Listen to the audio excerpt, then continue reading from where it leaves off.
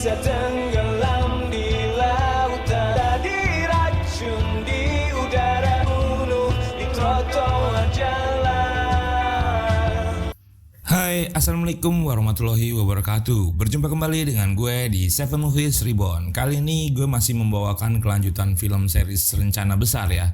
Di episode 2 kemarin, teman-teman Serikat Pekerja sudah dibunuh oleh salah satu oknum anggota kepolisian yang sudah disuap oleh Bang Yubi. Bagaimana kelanjutannya? Yuk kita masuk ke alur ceritanya.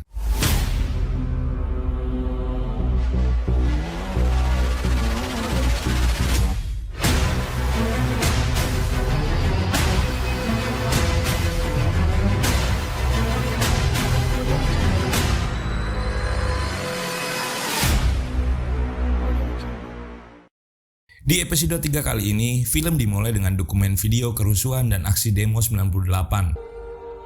Kita sebagai korban tidak bisa lagi diam. Kita sebagai korban tidak bisa lagi ditakut-takuti. Dengan dongeng yang melarang kita untuk turun aksi.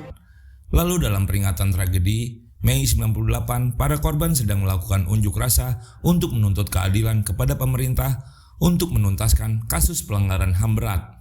Salah satu ibu korban, yaitu Ibu Ariana, menyampaikan bahwa dia sudah 13 tahun menyelenggarakan aksi ini, tapi tidak pernah digubris oleh pemerintah.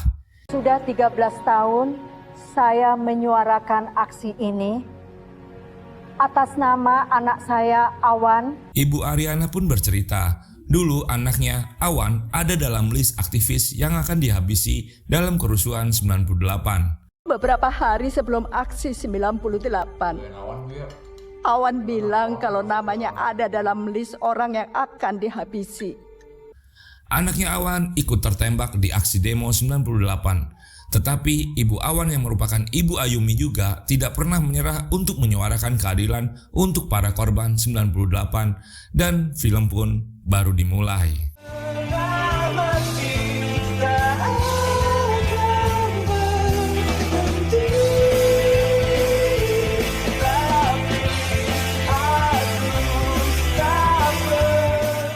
Diawali dengan Pak Cipta yang baru keluar dari ruangan pimpinan, kemudian ketemu dengan Ayumi untuk berpamitan.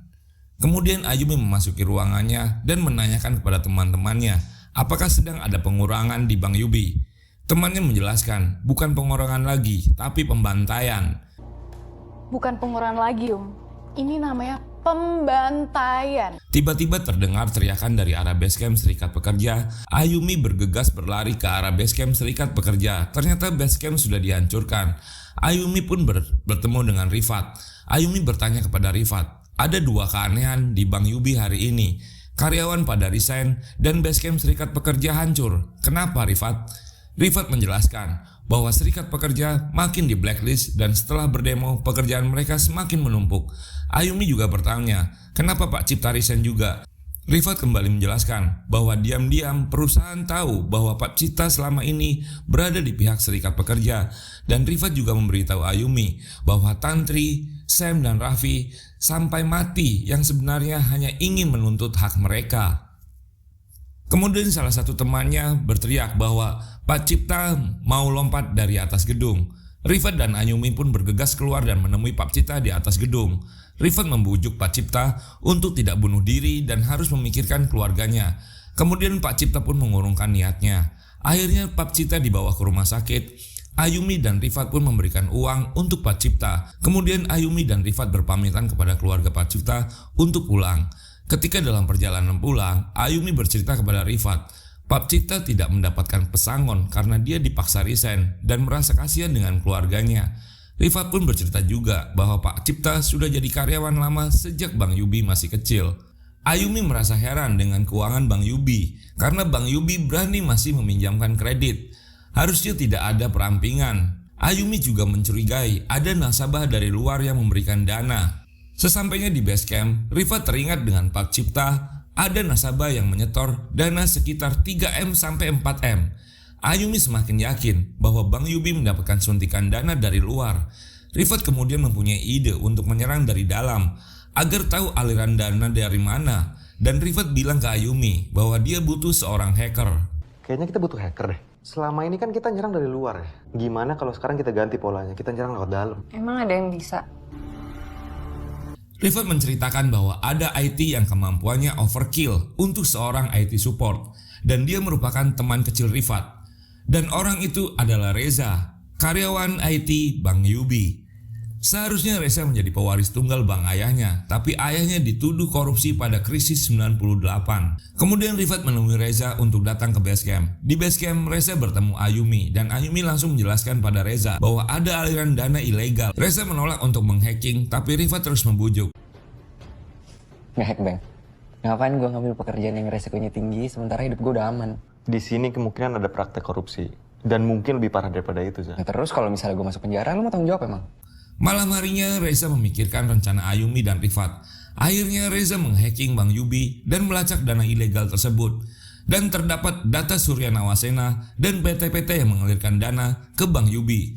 Reza pun mencetak semua data yang sudah didapatkannya.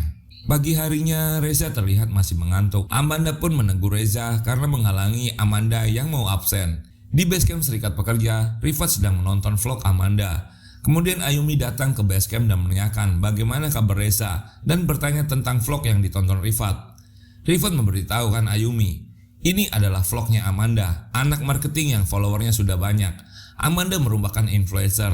Tiba-tiba Reza datang dan bertanya untuk meminta basecamp baru, tapi Rifat tidak ada dana untuk sebuah basecamp. Kemudian Reza menyerahkan data yang didapatkannya. Setelah didapatkan data, Rifat akan mendatangi lokasi yang sudah didapatkan oleh Reza. Ayumi mengatakan kepada Reza dan Rifat bahwa basecamp baru di rumahnya saja. Nah, inilah kenapa kemarin di episode 1 mereka berempat sudah ada di rumah Ayumi kan. Pada malam harinya, Rifat mendatangi lokasi yang dikatakan Reza. Ketika akan masuk, Rifat dicegat oleh Satpam untuk datang esok hari, kalau hanya untuk mensurvei tempat ini. Tetapi Rifat tidak menyerah. Rifat mendatangi pengiriman barang tersebut. Rifat menyelinap masuk dan menyamar menjadi pegawai di situ. Rifat menemukan barang sebuah kotak kardus mainan. Kemudian Rifat kembali ke dalam mobil dan menjelaskan kepada temannya untuk masuk gudang. Tetapi gudang tersebut sangat ketat penjagaannya. Kemudian Rifat menunggu sampai pagi dan kemudian mengikuti salah satu karyawan tersebut sampai ke rumahnya. Di lain sisi, Amanda sedang jalan menuju rumah kosannya. Ketika Amanda masuk ke rumah dan mempersiapkan makanan untuk adiknya dipanggil-panggil tidak kunjung keluar. Amanda pun mengetuk kamarnya, tapi tidak kunjung dibuka. Akhirnya Amanda membuka kamarnya dan didapati adiknya sedang sakau. Ternyata adik Amanda pemakai narkoba. Amanda sangat marah dan menyeretnya ke kamar mandi dan memandikan adiknya. Amanda menangis karena adiknya telah menghubungi pengedar narkoba itu lagi. Diam-diam adiknya pergi melalui pintu belakang. Amanda pun mencarinya dan sangat marah kepada adiknya. Ketika Amanda sedang tidur, Amanda diketok oleh warga bahwa adiknya di gudang pasar tidak bergerak. Amanda pun berlari mendatangi gudang tersebut. Ternyata adiknya telah mati. Di tempat lain, di PT perusahaan mobil mainan, karyawan yang disuruh Rifat pura-pura terjatuh untuk mencuri mainan. Tapi pimpinannya mencuri karyawan itu. Tapi untungnya pimpinan dipanggil atasannya. Jadi karyawan itu bisa lega. Ketika jam pulang, karyawan itu menemui Rifat untuk memberikan barang mainan yang diambilnya. Dia juga meminta harga untuk dinaikkan karena dia hampir ketahuan. Akhirnya Rifat mendapatkan barang mainan itu. Di rumah Ayumi, Rifat membuka mainan itu. Ternyata hanya sebuah mobil mainan. Reza heran, mungkin Rifat salah alamat. Tapi Rifat menjelaskan, sudah mengikuti lokasi yang Reza kasih. Kemudian Ayumi pergi ke dapur dan mengambil palu untuk menghancurkan mobil itu. Dan setelah dihancurkan terdapat narkoba di dalamnya. Dan mereka bertiga tercengang. Makin seru kan episode 3?